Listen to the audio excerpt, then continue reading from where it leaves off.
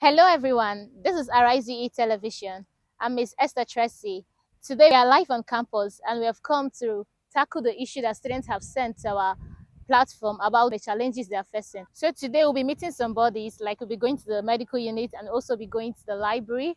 We'll also be meeting with the bursary and exams are record with the security units. So, come along and join us as we go meet these people.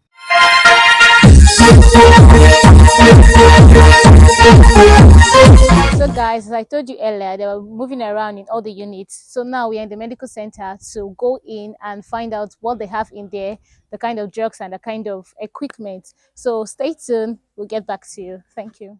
All right, right here we are with Dr. O. Daniel of the Medical Center.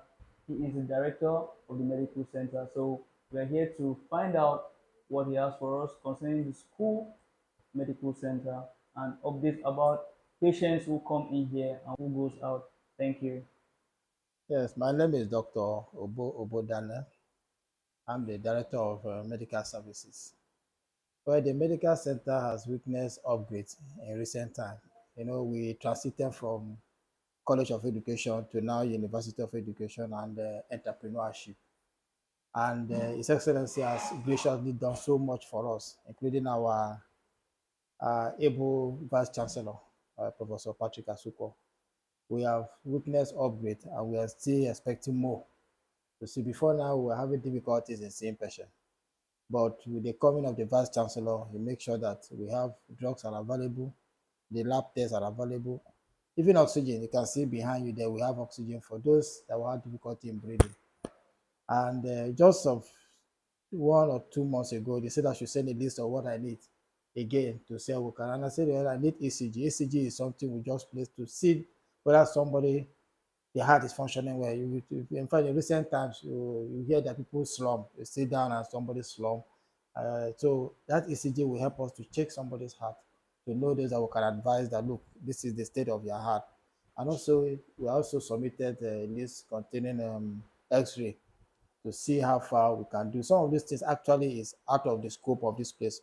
But because I just feel that in future we'll have the capacity, and so let me not regret. Let me just submit and have it. Then we can do in training for our staff. Even though we don't have the capacity, I can decide to choose a particular staff and say, okay, go to University of Calabar Teaching Hospital and learn how to operate this machine for us. I think so far so good. We are doing good. We are doing good. We are doing well. I will take you around to show you how far the man has tried. The VC himself has tried to make sure that this place before now you come here is we don't do anything, practically nothing we're doing. But since he came on board, he will tell me what do you need. Even with the shortage or with the small resources he has, he makes sure that the medical center is functioning well.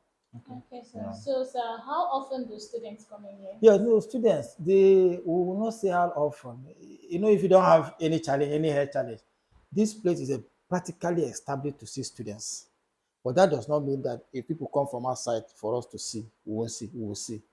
Okay. But in the medical profession, it's not our position to go to the community and say, come, because the state government has provided primary health care for them, has provided general hospital in Akampa, also provided another primary health care in Awi here. So here, the establishment of this place is basically for students.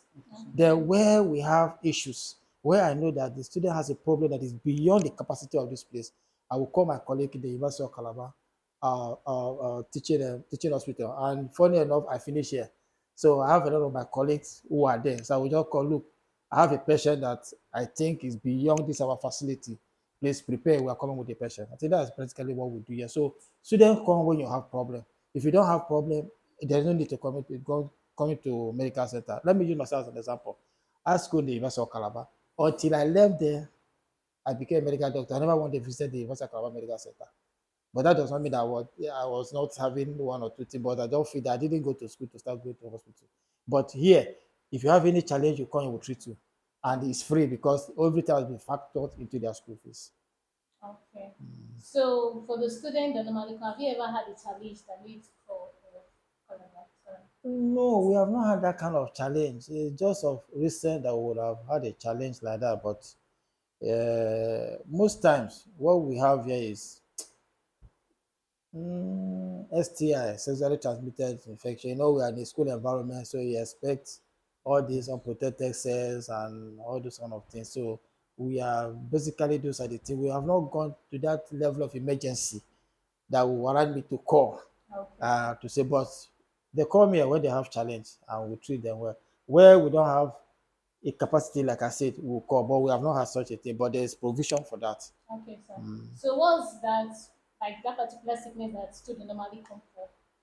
We have had it's just that we don't. The only disadvantage I would say for now is that I have not taken pictures Okay, for this for the coming of the university. I recently I've seen an upsurge of asthma, and we have been that's most reason why we bought that oxygen.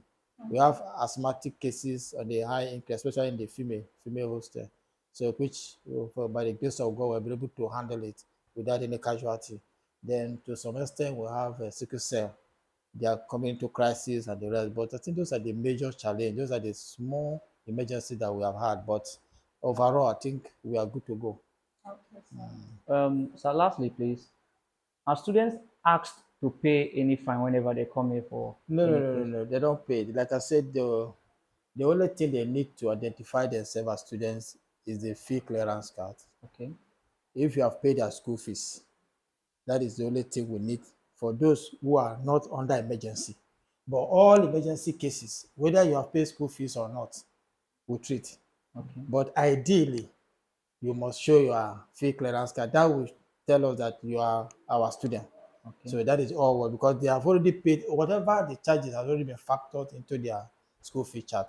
So that is why the university provides whatever I need, anything I need. If I go to this, I know that by the time I get feedback from the person in charge of the maybe the lab or the pharmacy, like we don't have drugs again, I put up a request and send to the vice chancellor, who will now approve and will have drugs to get. So they don't need to pay anything.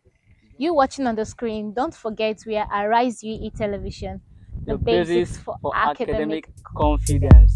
confidence.